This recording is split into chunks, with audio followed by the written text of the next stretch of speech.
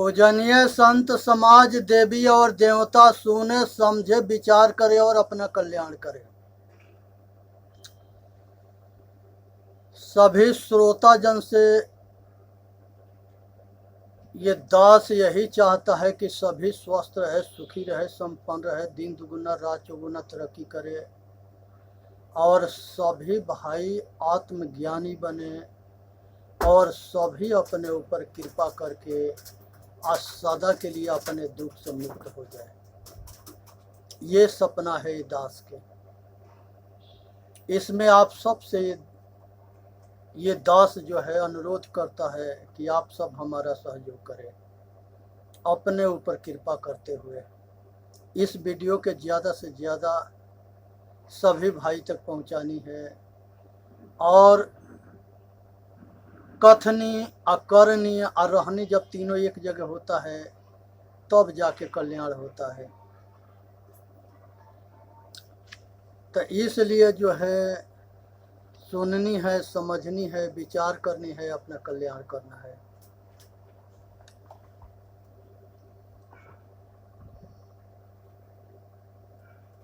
बोलत ही पहचानिए साहू चोर का घाट, बानी से पहचानिए साहू चोर के घाट, अंतर घट की करनी निकरे मुख की बाट।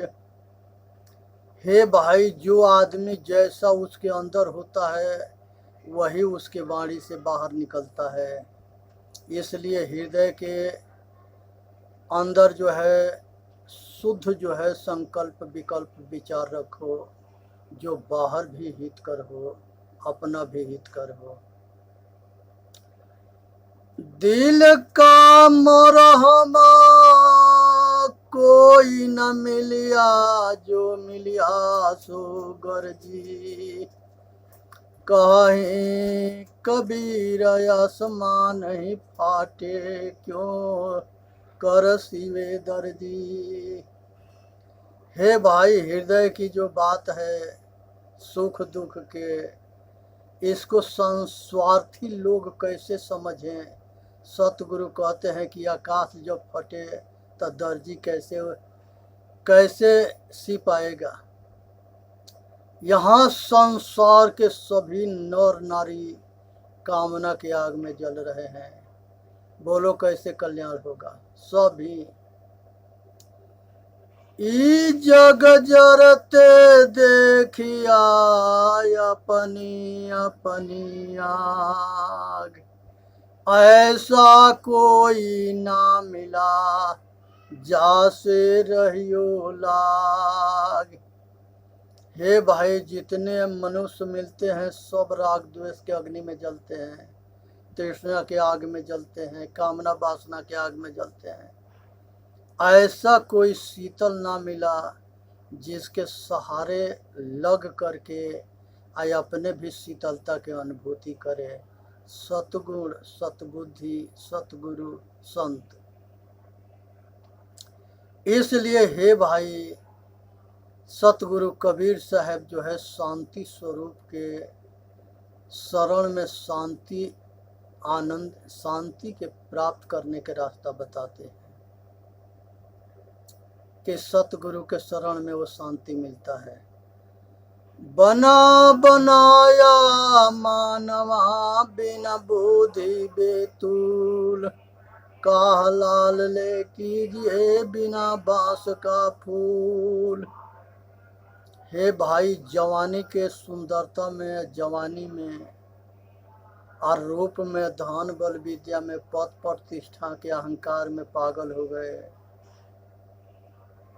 यहाँ पर सतगुरु जो है ये जो है बनावटी दिखावटी आज जिसमें जीव लुभाता है, ये सब के अलग मार्ग सतगुरु बताते हैं।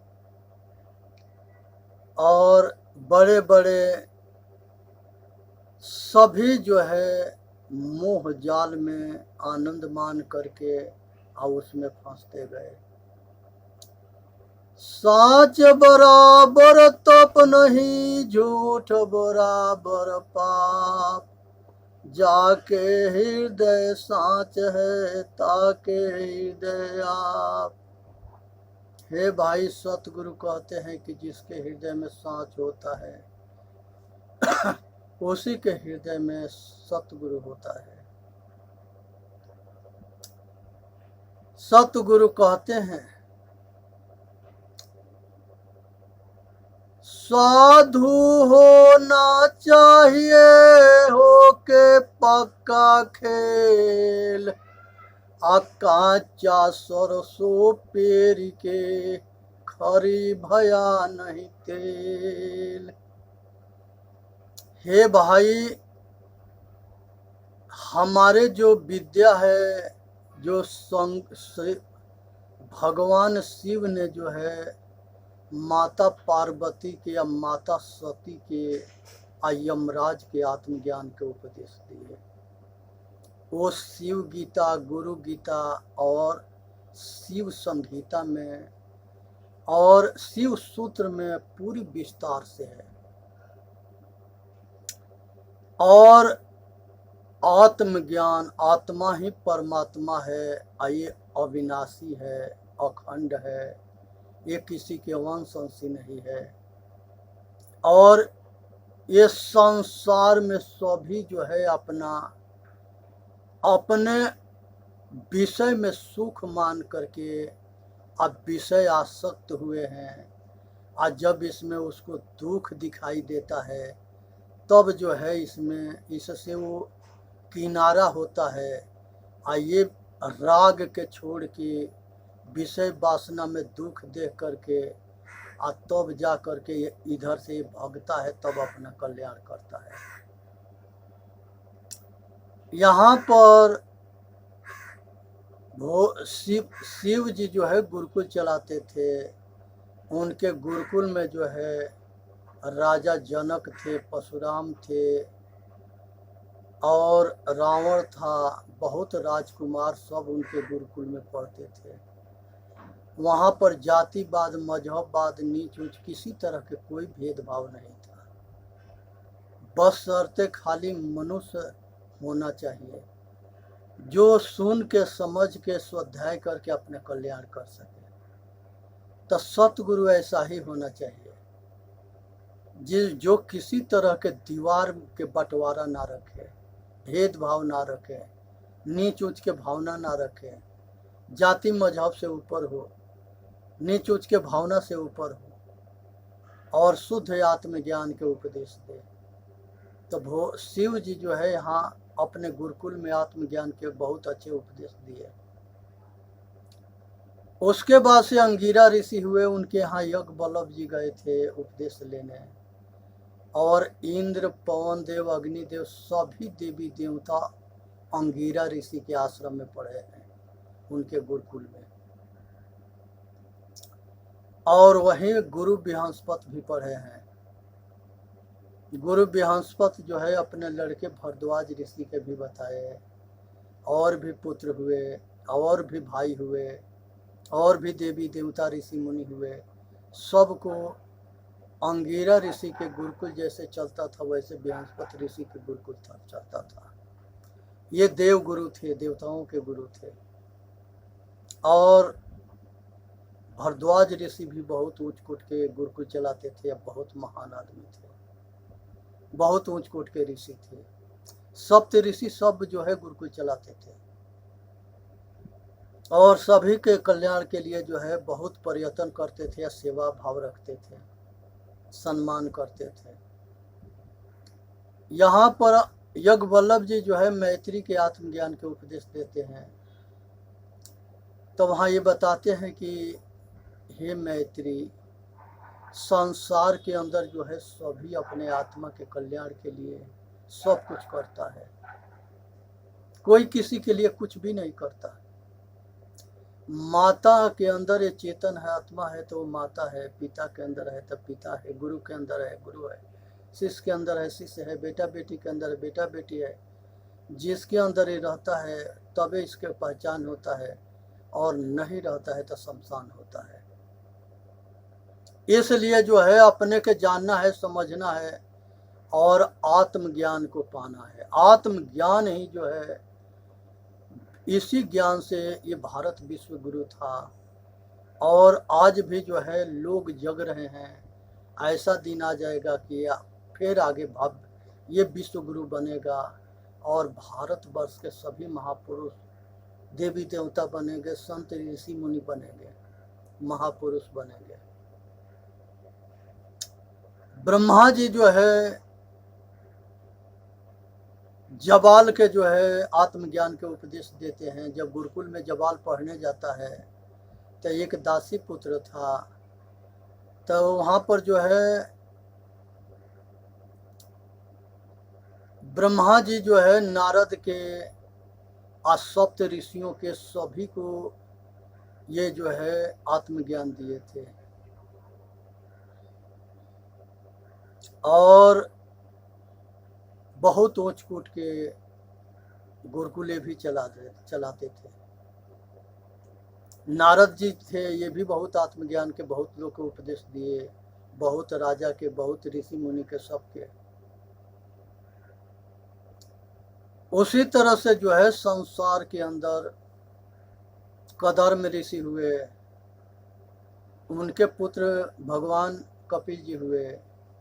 मनु महाराज के पुत्री देवहूति से उनके शादी हुआ, और बहुत ऊंच कोट के ऋषि थे, तपस्वी थे। तो आत्मज्ञान जो है देवहूति के, कपिल जी के, कदर्म ऋषि और ऋषियों के दिए, और उसके बाद से जो है कपिल जी अपने माता देवहूति के आत्मज्ञान देते हैं, और ये भी बैरागी होते हैं। इनका सांख्य दर्शन है। सांख्य दर्शन में परा विद्या या अपरा विद्या बहुत विस्तार से वर्णन है। उस विस्तार से वर्णन है आत्मज्ञान है, परा विद्या आत्मज्ञान है, अपरा विद्या प्रकृति के ज्ञान है, तत्व ज्ञान है। उसके बाद से जो है ब्रह्मा जी जो है धर्मदेव के, सप्त ऋषियों के, शिष्यों के, पुत्रों के, सबके उपदेश दिए, आत्मज्ञान के उपदेश दिए थे। देवगुरु बृहस्पति जी भी थे, इन्होंने भी जो है सभी देवी देवता के, ऋषि मुनि के उपदेश देते रहे। गुरु वशिष्ठ जी अपने पुत्र जो है शक्ति ऋषि के, शक्ति ऋषि के पुत्र जो है पराशर ऋषि, और पराशर ऋषि के पुत्र जो है वेद व्यास के लड़का ये जो है सुखदेव जी, ये सब परंपरा हुआ। ये सब भी जो है गुरुकुल चलाते थे, और बहुत तपस्वी और बहुत ऊंच कोट के ऋषि थे। उसी तरह से वशिष्ठ ऋषि थे, इनका भी गुरुकुल था। इनके यहाँ भी अनेक शिष्य पढ़ते थे, जो राम और लक्ष्मण के जनकपुर में ले जाके शादी कराए, ताड़का से, और राम और लक्ष्मण जो है उनके यज्ञ सफल कराए। तब विश्वामित्र भी अच्छे ब्रह्म ऋषि थे, तपस्वी थे। ब्रह्म ऋषि कोई बन सकता है, यहाँ दीवार ना है, किसी के बपौती ना है। जो ब्रह्म को जानता है वो ब्राह्मण है, और जो ब्रह्म को नहीं जानता है वो जाति के पंडित कर्मकांडी है। केवल पंडित के अहंकार हो जाने से कोई पंडित नहीं होता है। जमदग्नि ऋषि जो है बहुत ऊंच कोट के ऋषि थे, वो गुरुकुल चलाते थे, परशुराम के पिताजी थे। उसके बावजूद भी परशुराम शिव जी के गुरुकुल में पढ़े थे। उदालक ऋषि के भी गुरुकुल चलता था। उदालक ऋषि के श्वेत केतु जो है बहुत ऊंच कोट के आत्मज्ञानी हुए। उसके बाद से अष्टावक्र जो है बेटी के लड़के हुए अष्टावक्र, और कहोड़ से सुजाता के शादी हो गया, और सुजाता जो है उदालक ऋषि के पुत्री थी। उसी से अष्टावक्र हुए, और कहोड़ जो है राजा जनक के दरबार में, वहाँ पर जो है शस्त्रार्थ में हार गए थे और बंदी जो है हरा दिया था। तो जो पंडित हारते थे उनको जल समाधि होता था। बाद में जो है अष्टावक्र श्वेत केतु दोनों जा कर के राजा के जनक के दरबार में उसके शस्त्रार्थ के लिए ललकारते हैं, और अष्टावक्र से जो है बंदी हारता है, और वहाँ पर जो है जल समाधि अष्टावक्र भी दे सकते थे, लेकिन जिसको आत्मज्ञान के रहनी हो जाता है वो तन मन वचन और कर्म से किसी का हित नहीं करता। किसी के अहित वही करता है जो जिसके पास अधूरा ज्ञान होता है। घड़ा में पानी तब तक ले छलकता है जब तक ले पूरा घड़ा ना भरा रहता है, और उसी तरह से अधूरा ज्ञान वाले बकवास करते हैं, कुछ के कुछ बोलेंगे, लेकिन जो भर जाता है, जो आत्मज्ञानी हो जाता है, जो स्वाध्याय करके रहनी में उतार लेता है, वो सबसे छोटा होता है, सिलवंत होता है, विनम्र होता है, सरल होता है। ये ज्ञानी के पहचान है। अगर वो दंड है तो इसे पता लगता है कि ये ज्ञान के आचरण में नहीं उतारा है, थोथा ज्ञान है, केवल बातें बताए, बात रटी रटाए। रटंत विद्या भूलंत नाही, चपंत भोजन पचंत नाही। रटी रटाई विद्या है। विद्या तो शोभामान तब होता है जब वो रहनी में उतरता है, और तब उसके वजन बढ़ता है। इसलिए विद्या जो है ज्ञानी के पहचान होता है कि वो सरल और विनम्र और प्रेमी बनता है। वो सबको जोड़ता है, सबके हित में काम करता है, सेवादार होता है। शीलवंत सबसे बड़ा, सब रत्नों के खान, तीन लोक के संपदा रही शील में आन। हे भाई, जो शीलवंत होता है वो सबसे बड़ा है। उसी तरह से जो है आचरणशील, आत्मज्ञानी हो, आचरणशील हो, और विनम्र हो, और शीतल हो, और सरल हो, तो वो महान है, वही पंडित है। यहाँ पर जो है सभी ऋषि मुनि, हमारे पूर्वज सारे जो है आचरणशील थे, रहनीदार थे, और सब जो है लोक कल्याण के लिए, समाज के, देश के, राष्ट्र के सेवा के लिए तत्पर रहते थे, प्रयत्नशील थे। वशिष्ठ ऋषि बहुत उच्च कोटि के ऋषि थे। इन्होंने जो है योग वशिष्ठ महारामायण लिखे, जो पूरा आत्मज्ञान से भरा हुआ है। उसमें मिलावटबाजी भी है, लेकिन विचार से छांटोगे तो छट जाएगा। जितने हमारे महापुरुष के ग्रंथ है सभी में मिलावटबाजी हुआ है, किसी में 50% और किसी में 75%। आज जरूरत है उसे छांटने के, क्योंकि ये चेतन आत्मा के निर्णय करते थे, और जो मिलावटबाजी जो किया है वो दोनों के एक कर दिया है। जड़ चेतन दोनों एक है। ये अनाड़ी को ये पता ना है कि जड़ और चेतन दोनों ये कैसे हो जाएगा, शरीर आत्मा ये कैसे हो जाएगा। निर्जीव और सरजीव वो जो है ये कैसे हो जाएगा। मूर्ख बनाने में पागलों ने कमी न छोड़ा है, खूब मूर्ख बनाया है, क्योंकि इन लोगों के सोच था 2 पैसा दे दो, अकल मत दो। वेद ना पढ़नी है, जो वेद पढ़ता है वो उसके जीभ काट लो। जो वेद सुनता है उसके कान में शीशा गला के रंगा जो है गला के उस शीशा और उसके कान में डाल दो। ये राजा महाराजा से प्रतिबंध लगा दिए कि महाभारत जो पढ़ेगा, कोई धर्म ग्रंथ ये जितने छोटे हैं नहीं पढ़ सकते, मंदिर में पूजा नहीं कर सकते। लड़ाई छतरी लड़ता था, बाकी सब ड्रामा उस तमाशा देखते थे, क्योंकि लड़ने का अधिकार खाली छतरी के था। इसलिए जो है बहुत जो है कूटनीति अब मूर्ख बनाया गया, आज भी बनाया जा रहा है। और समझने के विषय है, कहाँ तक बेवकूफ बनोगे। सब कुछ के एक हद होता है, सारे सीमा पार हो गया है।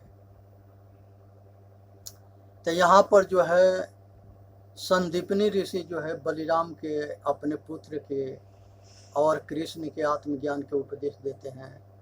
वहाँ पर तो वो कहते हैं कि अब जो है मरने की विद्या बता रहे हैं कि ये जो है